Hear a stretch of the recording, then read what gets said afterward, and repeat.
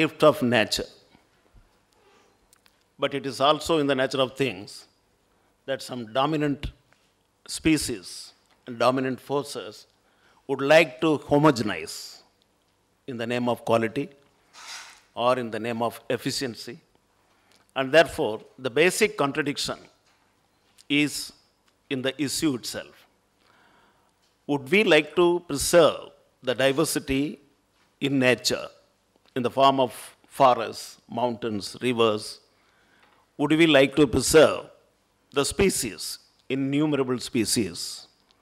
And would we like to preserve the diversity in terms of ethnicity, religion, language, caste, religion, class, and others, disabilities?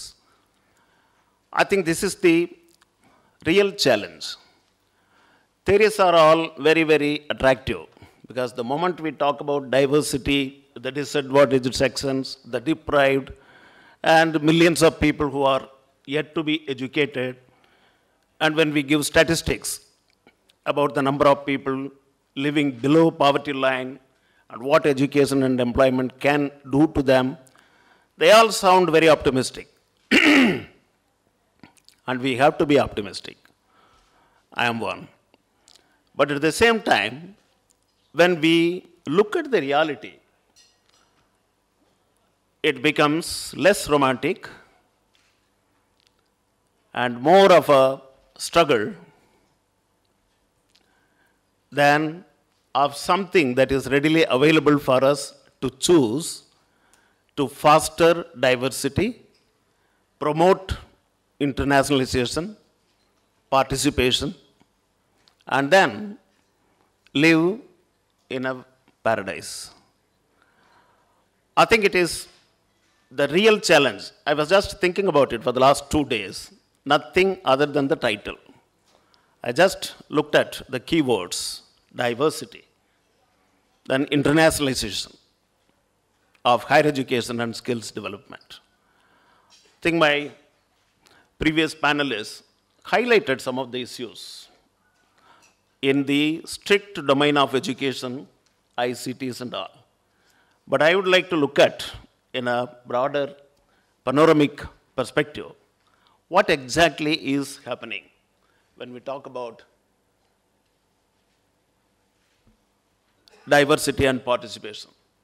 So this is the focus. Of course, this is also one example of diversity in presentation. Very surprisingly, all the speakers just ignored the fashionable PowerPoint presentation and then spoke. And I actually am very, very comfortable to speak spontaneously without this diversion. But I thought let it be there as an example of diversity. Now, look at the last 2 or 3 decades. Before 1991, at least we had a bipolar world. There were a number of countries, they still exist. But the world power was balanced by bipolarity. There were 2 superpowers. And we know what happened after 1991. For the last 20 years at least, we have unipolar world. Now, when we think about preserving and promoting diversity, we have to move away from the unipolar world and expect, anticipate, and also try to create a multipolar world. And we know what is happening in the sphere of economy and politics. BRICS is already a reality, signaling multipolar world. When we talk about competition, quality, and low-cost education, I think one of the most worried world leaders is Barack Obama. Wherever he gets an opportunity, he cautions the American academia, the students, and also the American people. Please look at China and India. Soon you are going to be overtaken, if not completely pushed aside.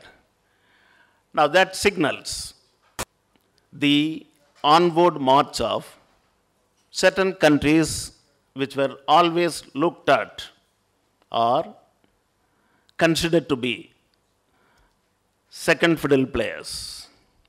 Very silently things are moving, and one day you see that certain things have happened already. And educational changes cannot be measured like we measure weather and rainfall. But one can feel that things are changing. Now, what are the real issue now in the national and international context? I talked about ethnicity, color, etc., languages and all. This is the real issue in front of me. When we talk about diversity, homogenization is taking place without any kind of let-up. No matter whether it is in the food habits, talk to the kids below the age of 15, ask them whether they would like to have your aloo paratha or idli vada or dosa or your pizza and pasta. The answer is obvious. What our traditional fathers and grandfathers would consider as something unedible because of the strange smell of the pizza and so many products which are flooding into our markets, our children love them. So it's a matter of habit and also orientation. And in this kind of homogenization, the forces which promote that kind of homogeneity can be seen even in the promotion of technologies for education. Curriculum, courses. For example, if I come from a remote village of India, what good my MBA that I may obtain from Harvard or Stanford or any other degree from the world-class universities to my people in my own village? I recall some 10, 12 years ago, Professor Indiresan and I and Mr. M.K. Kaur, the then Education Secretary, all of us were in a similar situation. Professor Indiresan took pride